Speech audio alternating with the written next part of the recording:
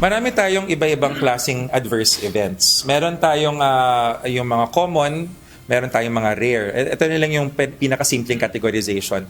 Habang patuloy ang investigasyon sa pagpanaw ng isang grade 4 learner sa Cavite matapos ang isinagawang school-based deworming, ipinaliwanag ng Department of Health o DOH ang mga posibleng adverse effects ng albendazole o ang gamot na ginagamit sa deworming. Albendazole, common yan na gastrointestinal symptoms. Yung vomiting, ganyan, kasama yan. Tapos meron rin yata siyang fever kung di ako nagkakamali eh.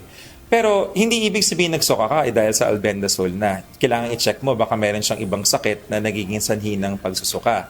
Baka meron siyang impeksyon sa kanyang tiyan, may impeksyon sa kanyang bituka or kung saan man kaya siya nagsusuka. Lagnat, lalo na sa panahon ngayon. Ayon kay DOH Undersecretary Dr. Albert Domingo, may mga bihirang severe adverse effects na nakatala sa drug dossier ng albendazole. Kabilang ang pagbaba ng ilang uri ng mga selula sa dugo, gayunman binigyan diin nito na napakabihira ang mga ganitong kaso. Samantala, posible namang mauwi sa septic shock pagkatapos ng deworming kung may existing o sumabay na impeksyon sa katawan. Kaya naman sa kaso ng grade 4 learner, kailangan pa rin matukoy sa pamamagitan ng otopsiya at investigasyon kung saan nanggaling ang impeksyon at kung may kaugnayan ba ito sa deworming o nagkataon lamang. Kailangan ho nating maintindihan na marami ho kasing pwedeng mangyari sa katawan ng tao. Maaaring, mga posibilidad po, maaaring baka yung deworming nga ang dahilan. Una, maaaring baka meron siyang ibang kondisyon na iniinda bago siya magpa-deworming, tapos nagkataon lang na siya ay na-deworm, tapos nangyari ang hindi inaasahan pagkatapos siyang ma-deworm. Ikatlo, maaaring wala talagang koneksyon, meaning magkatapos niyang ma-deworm ay merong ibang bagay na nangyari sa kanya, ibang sanhi ng sakit, at yun yung sa kasamaang palad nakita nating nangyari.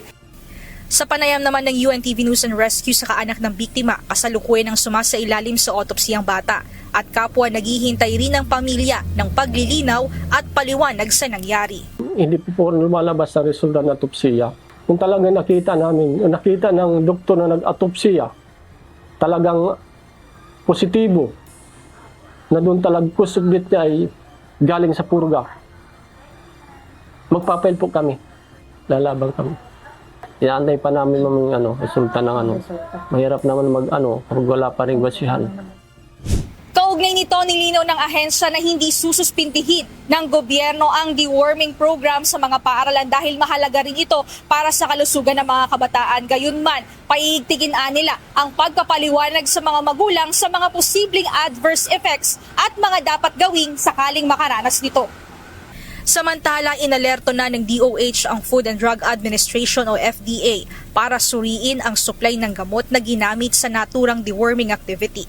Meron silang prosesong tinatawag na pharmacovigilance. Kapag meron tayong naramdaman, napansin, nakakaiba, matapos tayo uminom ng gamot, voluntarily, pwede tayo mag-report sa FDA. Pero in this case, hindi namin kailangan mag-antay ng voluntary report. Dahil meron na ang report, automatic po yung FDA on board. At inaalam yung supply chain ng gamot.